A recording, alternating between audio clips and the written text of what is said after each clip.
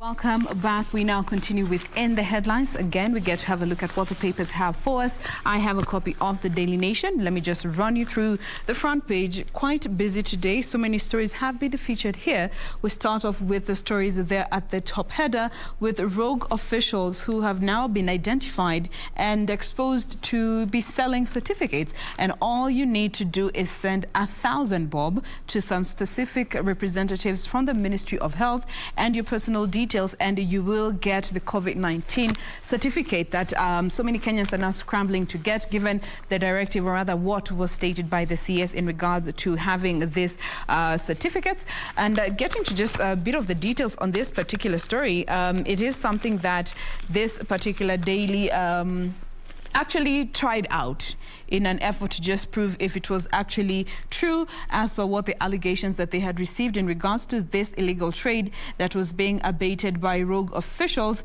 which is of course set to boom once again. So they are said to have paid 3,000 and shared some personal information of 3 unvaccinated individuals, and minutes later they received a message from the Ministry of Health confirming they have received the jab. You know, the whole legit message. Congratulations, so-and-so, and receiving your final dose of the Johnson & Johnson vaccine, batch number so-and-so. And they also went on to find out that it costs 1,000 bob for the Johnson & Johnson vaccine and 500 bob for the AstraZeneca and Moderna vaccine certificates. And all you have to do is send them your information.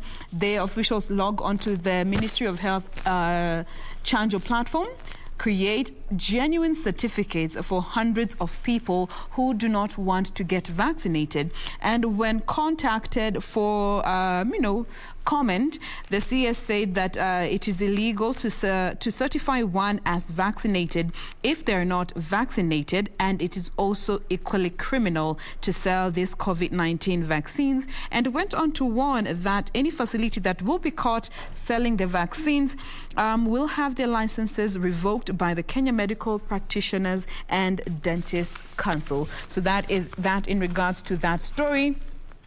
And the other stories in regards to the campaign to stop violence, and this is in line with the 16 days of activism that start today, the 25th of November, and will run up until the 10th of December. And the theme for this year, let me quickly get it for you. It is Orange, the World, and Violence Against Women Now. There's a story concerning safe home, a rescue home for women that is called Usikimie. They go on to give their story in regards to, the cases that they have received so far when it comes to domestic violences, which has been the huge form of violence that they have been able to rescue women from. Now, coming to the main read, it's fresh trouble for Ruto at the ICC. Why is that? Now, for the first time, Deputy President William Ruto's name is being involved in the coordination of interference of witnesses that corrupted his case in the at the ICC in The Hague. So the second in command risks being charged with corruptly influencing a witness, an offense that is punishable by 5 years in jail. I'll be giving you details of that particular story in a bit. It's quite interesting, just looking at what is being alleged to have happened and the consequences that lay ahead should they be proved true. Now, of course, climate conversation topped the agenda at the Devolution Conference. That has also been covered here. Then there is a story concerning the ill-prepared IEBC limps towards the 2022 polls and failure by the commissioners to listen to staff when making decisions, as has happened in the past, portends a bumpy road ahead for the commission in terms of their preparedness. And finally, Kinoti jail term leaves DCI in a quandary, and this is according to legal experts who now say that Mr. Kinoti is exposed to a possible removal from the state office. We'll be giving you more details in a bit. Victor. Starting with that story about Kinoti, and now an attempt by the Attorney General to suspend a 4-month sentence imposed on DCI boss George Kinoti for disobeying court order has flopped. Attorney General, that is Kihara Kariuki, sought to have the court suspend its sentence pending hearing and determination of an application to set aside the November 18th decision by Justice Anthony Mrima. That is as far as DCI George Kinoti is concerned. All right.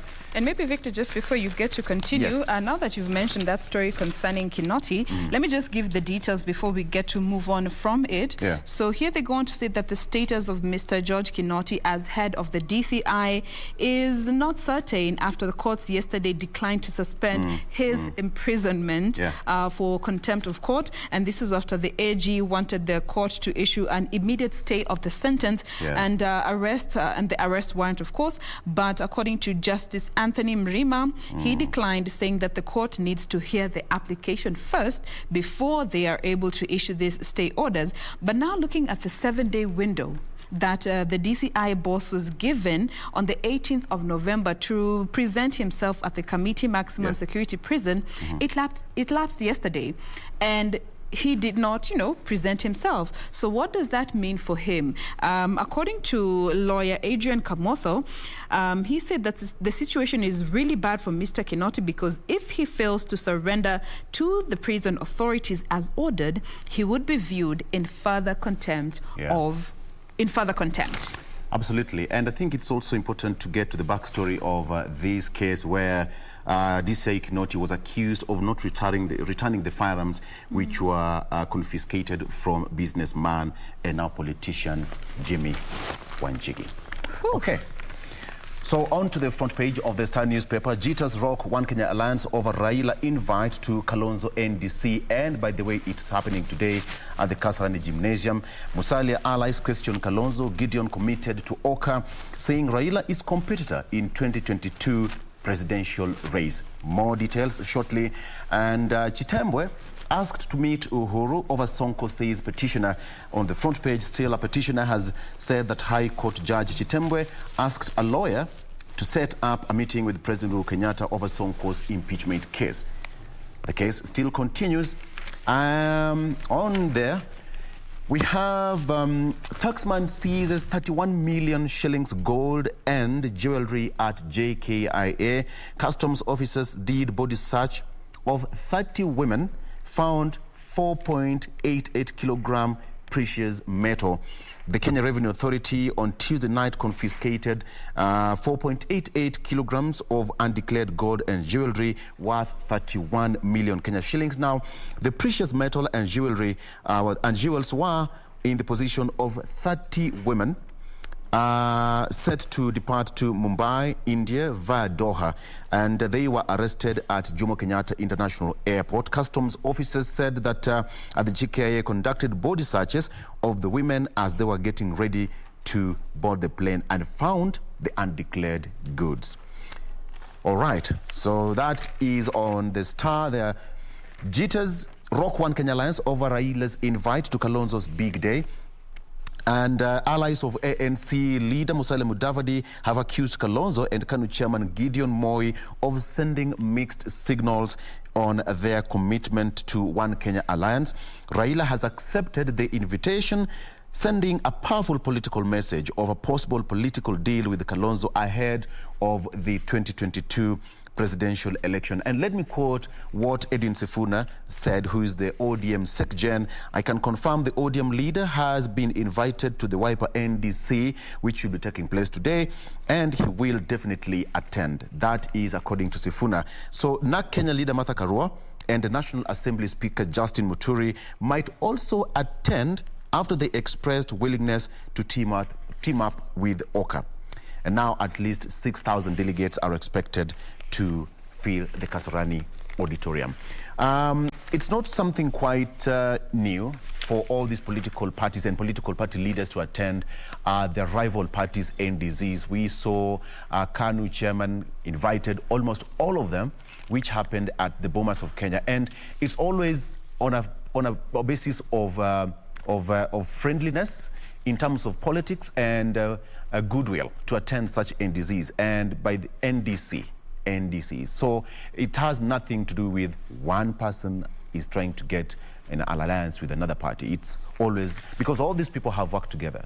Look at them: Honorable Kalonzo, Gideon Moi, Musalia Mudavadi, Honorable, etc., etc. They have worked together. So it's always on goodwill to attend NDCs. I will give you more details as we continue with In the Headlines. Steph. Okay, so with me here is the People's Daily, Kenya's #1 free newspaper. Making the front page, we have the splash reading, Ruto takes on CJ over poll seatings.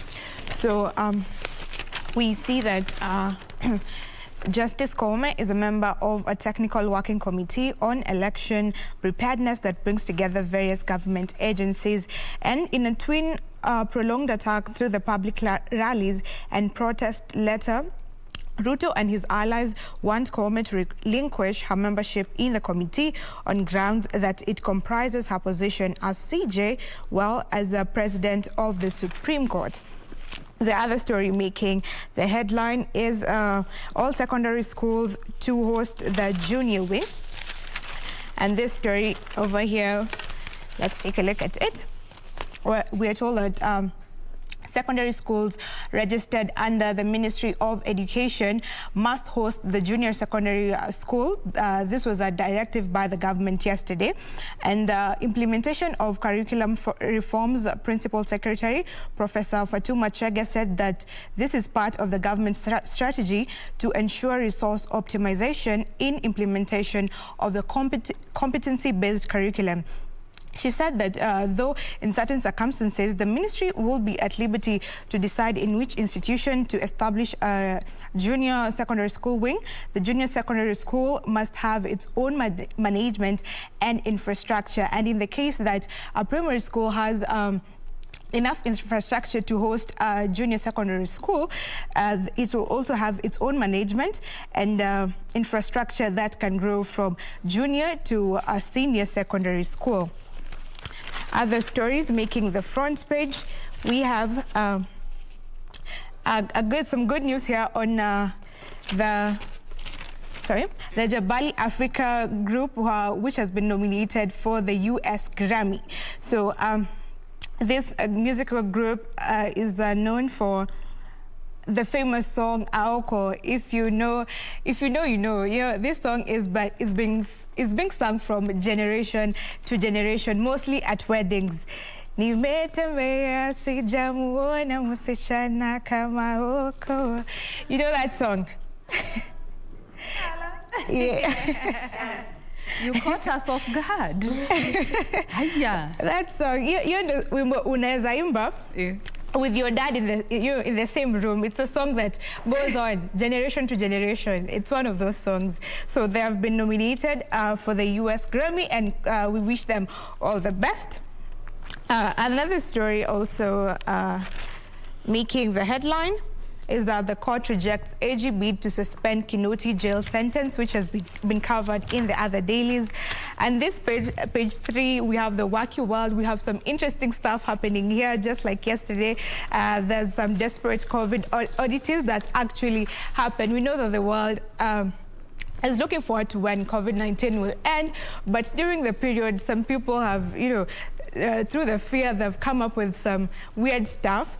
And some of them are I mentioned here. So the virus declared a goddess worshipped in some Indian temples. So some Hindu priests at an Indian temple used to say daily prayers to 2 coronavirus goddesses when the country battled new infection surge. So this was they were aiming to help, you know, to talk to the goddesses while rudisha corona chini, we get done with the virus.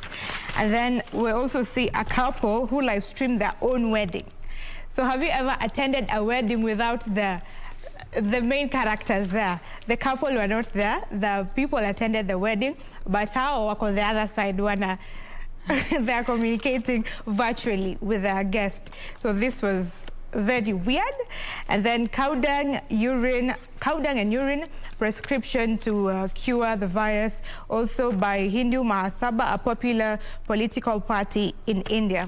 So those are some of the oddities that people have been doing around the world. Regina. Front page of the Standard.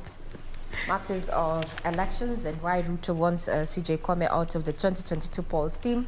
That's the main read on the front page of this particular daily, as well as looking at the devolution talks where climate action took center stage.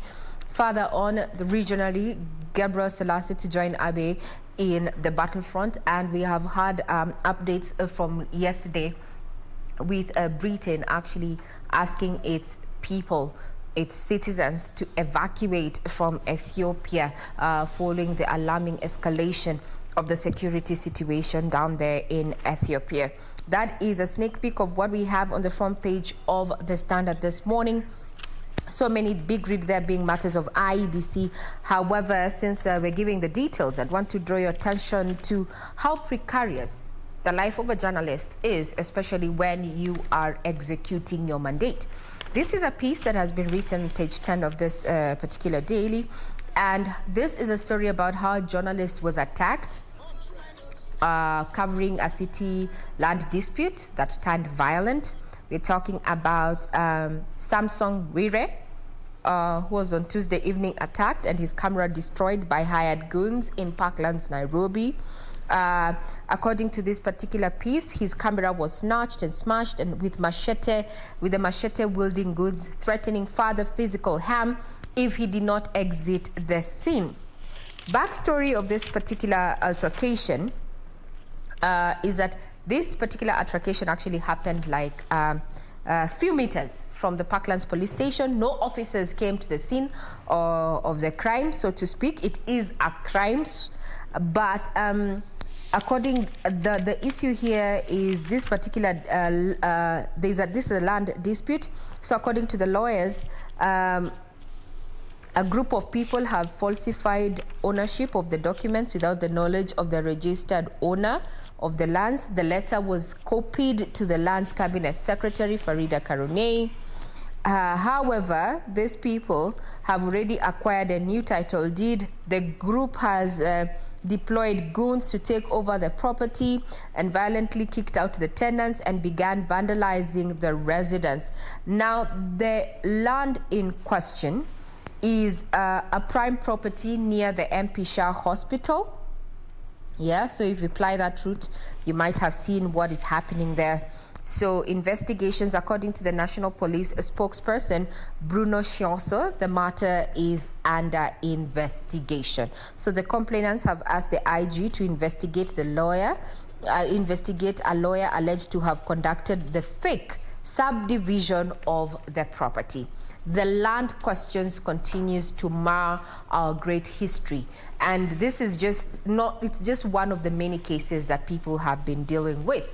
You buy property, but there's someone who is ready to fleece you off your investment. And unfortunately, even with the digitization, until we get to weed out these rogue lawyers as well as private developers and people who are working with these particular organizations, then the land issue, acquiring land, will remain to be a thorny issue. So, Paul Sana, comrade there, Samson Wire, quick recovery. But that is how precarious being a journalist is in this country. So get well soon. We are glad that you are recuperating. And to another story, before I hand over to you guys, there's been a question about what happened in the Kisumu heist, so to speak. So who are they? Were they armed? Were they not? So in a development and a twist is that the police have recanted their earlier admission that the robbers had firearms. We had initially been told that they had firearms and there was an exchange of fire and such during the scene. So yesterday, Nyanza Regional Commissioner Magu Mutindika said the thugs were very clever. They used tear gas canisters to distract the law enforcers and escaped during the melee. They did not have guns. I take you back to even what we covered here for you as KBC Channel 1. We had our own reporter down there, Simon Chola, and was there when this particular incident was going down. And what we heard then is that there was an exchange of fire, that the people, that the police were reluctant to open fire and chose to throw tear gas canisters into the banking hall because they were worried that they would actually injure innocent clients who were transacting their business within the banking hall. Now, it remains unclear how the 4 robbers in the attempted heist, and we say attempted heist because it has also emerged that no money was lost in the incident, and this is according to the bank as well as the police. We'll be keeping tabs on that. Victor. Absolutely. Let's get to the case against Chitembwe. That is Honorable Chitembwe. The petitioner has claimed that embattled High Court judge Said Chitembwe asked a lawyer to set up a meeting with President Uhuru Kenyatta over Mike Sonko's impeachment case. The petitioner said that the judge was to get the president's own opinion about Sonko impeachment case. But then now, Wambui argues that he has filed the petition as a citizen who is gravely concerned about the independence, impartiality, competence, and integrity of judicial officers and the quality of the decisions that they make. The saga still continues there. Protect independence of the judiciary. Ruto allies now tell CJ Koome they say that she should champion fairness in government institutions. They were speaking in Uasin Gishu counties when they campaigned and when they accompanied Deputy President William Ruto on Wednesday. The leader said that the judiciary must be a neutral arbitrator of election disputes. So that is as far as that is concerned. Now, Senate suffers legal blow in row with National Assembly. Appeal Court upholds 21 out of 23 laws challenged by the Senate as unconstitutional. The court last Friday ruled there is no need for the Senate's input on most bills originating in the National Assembly. It was not immediately known if the Senate would challenge the ruling in the Supreme Court. So senators' input would only be required for bills affecting county government and those involving the Parliamentary Service Commission. The National Assembly would also have the exclusive mandate to debate and vote on money bills without any Senate input. Okay. Story that I thought it was important for us to mention here. Raila's campaign strategist decomes on to Musalia's party. Who am I talking about? I'm talking about Joseph Simeha. Yeah. He was received by ANC party leader Musalia Mudavadi at the headquarters in Lavington. Simeha has been a top ODM operative for over 15 years. And last year, he was a technical team member representing the party in the BBI move. That is committee where he chaired the policy team. So the governance and policy expert was a key campaign strategist for ODM leader Raila Odinga. We all know Simeha. Yeah. So yesterday, President made a live video call to the county chiefs all the way from South Africa, where he's attending a visit. And he made climate change priority. As part of his speech, Kenya ranked 31st most vulnerable despite contributing less than 1% to greenhouse gas emissions. So President has urged Kenyans to make climate change a priority, saying that the threat has come close home. So the head of state called for urgent mitigation measures to contain the fast spreading effects with the potential to affect the country's social economic development. So he was addressing the ongoing 7th Devolution Conference via video link from South Africa on Wednesday. Jen. Now, let me just add on to that story that Regina, you had touched on in regards to the botched bank raid that has continued to raise more questions. And according to this particular daily, things are still not adding up. And more so, it is said that police are grappling with the strange sequence of events during the reported, quote-unquote, 3-hour gunfight with the suspected robbers. So detectives are under pressure to unravel how the gunmen acquired tear gas canisters. Because as per what this paper has said, the robbers threw out the tear gas canister, which caused a lot of disorientation. And as per what they was captured on the CCTV, one of the gunmen was seen switching T-shirts and later you know, just getting into the crowd, and that's how he was able to escape. DCI is yet to say anything in regards to this. 24 hours have already elapsed with no report from their usually very active social media platforms. But according to the Nyanza Regional Commissioner, he says that they have interrogated 20 people, but they are yet to gain any leads, and they don't know the person who had the tear gas canister. Okay? But they suspect it could be an ex-officer. But how did he get the tear gas canister? And perhaps it was just one. There were several of them. That's what they're saying. We don't know who had the tear gas canister, but we suspect it must have been an ex-officer. And this is what they have been doing to cause confusion when they are cornered. So far, there are no arrests, no money was stolen, and all the bank staff are safe. Some questions are still abound. Who was the person caught on camera allegedly switching clothes before escaping? It captured a man changing his t-shirt before swiftly moving down to escape with the other customers in the ensuing confusion. So as you can see, different dailies have different accounts of what happened during that particular botched money heist. Yeah. And of course, watch La Casa de Papel a bit too much. They watch too much movies. A quick one, Steph, that 18 people have been released in Kisumu Equity Bank robbery. So police have released 18 people, and 14 of those set free were bank staff. 4 others were customers, including a university lecturer. So they have been set free, and so far nobody has been arrested in the banking hall. CCTV footage. One of the suspects is seen talking to a cashier. So they're still trying to unravel. Let's take a quick break. But when we come back, I have something to add on to that particularly would have been bank heist. We take a quick break. We'll be right back.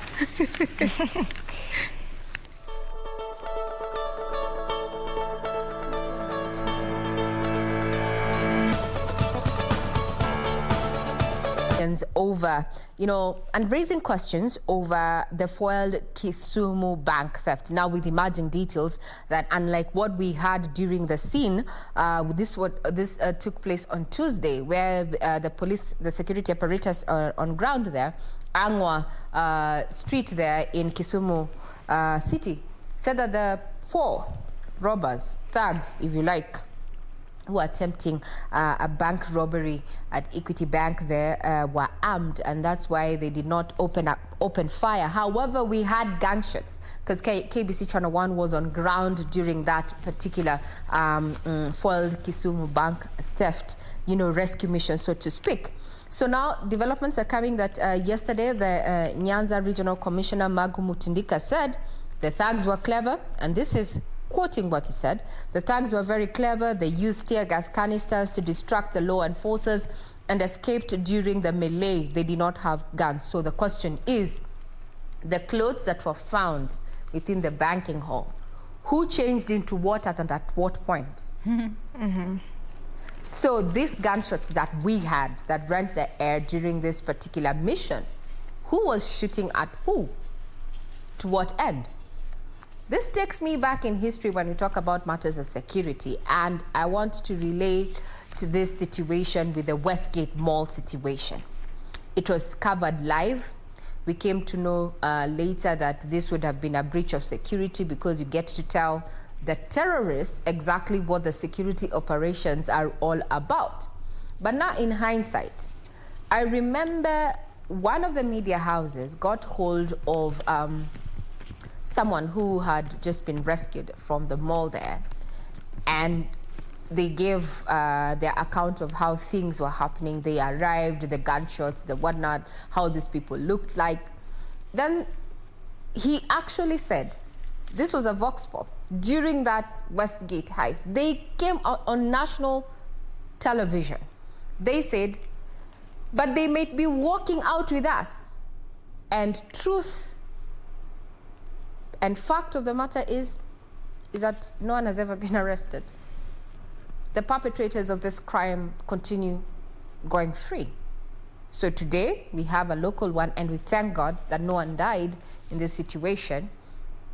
But the perpetrators, now we even don't know. We don't know who did it. We don't know who was shooting at who. We even don't know where, there's a lot of gray areas in this conversation. Just the question is then, just remember that security begins with you. What can I say? Absolutely. But also I think they need to do something. Even where IPOA is concerned, and also the security apparatus, Jane, I think they need to do something, because it's not the first time that we have heard, allegedly, that the thugs, the thieves, the muggers and such have been using ammunition given by rogue cops, supplied by rogue cops, uniforms supplied by rogue cops. Yet, that is a law enforcement body that should be bringing these people to book. Let's go back to the film, Nairobi Half-Life. Speaking of IPOA, there was actually, I think 2 weeks ago, there was a piece on the Daily Nation that was highlighting since, I think it is June of 2012, there have been almost, I think it's nearing 100 or so, not 100,000, over a number of thousands, let me not guess a figure, but it was in the thousands, the number of cases that have been reported to the IPOA that involve the police officers, and only 12 have actually seen these particular individuals that the officers involved have actually gone through the whole process and gotten incarcerated. Only 12. Out of the 1,000 figure that was quoted there, and I'll get the actual figure. And it goes on to show you the loopholes that are there when it comes to cases that involve our officers, you know? And the fact that this is now even something that the officers themselves are having a hard time to sort of contain. 1 minute we hear they didn't have guns, then the next minute we could clearly hear gunshots from the videos that we have been able to interact with, you know. Then there's tear gas smoke coming out. Who threw the tear gas canister? Was it the robbers, or was it the officers who didn't want to fire so that not to injure anyone with a stray bullet? You know, there's so much that, and I think this is one of the reasons as to why DCI is yet to give the official statement about this. But anyway, speaking of matters security, and on a different note, we are almost coming to the end of In the Headlines, and I'd like to just touch on this particular story. It is the main story here on the front page of the Daily Nation. Fresh trouble for Ruto at ICC. So looking at the Paul Gicheru trial in The Hague, it has now taken a twist, with the prosecution forwarding quote-unquote evidence that implicate Deputy President William Ruto in the witness corruption program that sabotaged the case against him and radio journalist Joshua Arap Sang. So this is the first time, by the way, that the DP is directly named in the as the coordinator of the plan that corrupted his case. And this came on the 22nd of November, which was the latest brief that was signed by the deputy prosecutor, that is James Stewart, when it was submitted on the 22nd of November once again. And it read, the evidence establishes that the pattern of witness interference was conducted for the benefit of and in coordination with William Samoei Ruto. Now, previously, the DP's name was redacted, and unlike the other co-perpetrators, the prosecutor has never indicted the deputy president. So what does this mean for him, and especially now when we are smack in the middle of preparing for the next year's general elections, and as he has made it clear, he is one of the contenders of the top job. So, bringing this back to Kenya, the naming of Ruto will put him in a very awkward position, and especially looking at his campaigns to become Kenya's next president. It goes on to indicate that this information will open up a battle between him and the International Criminal Court. If it goes on to prove its case, the DP risks being charged with corruptly influencing a witness, and under Article 71C, this could earn him 5 years for every count and payment of reparations of the victims of the 2007-2008 post-election violence.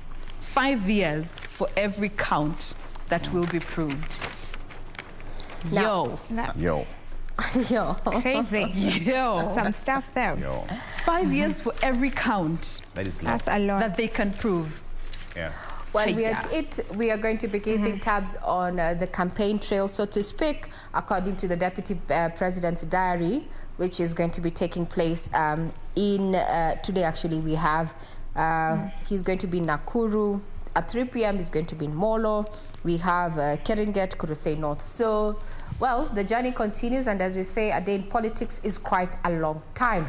As we come to the close of the headlines, just to remind soccer lovers, or can I say Manchester United fans and lovers? Yes, our game with Villarreal. Cristiano Ronaldo, they have saved us, but we can do better now that Carrick is coming to take temporary charge. But now coming back home is that the Kenya Premier League will be back on track December 4th. This is after the caretaker committee as well as the clubs had a meeting yesterday, and some of the issues that were discussed was the league resumption, continuous and frequent meetings with the clubs, fixtures, club compliance, and club development and growth for youth teams. We'll be keeping tabs on that as KBC Channel 1 News Desk. For now, we take a quick breather. We'll be right back.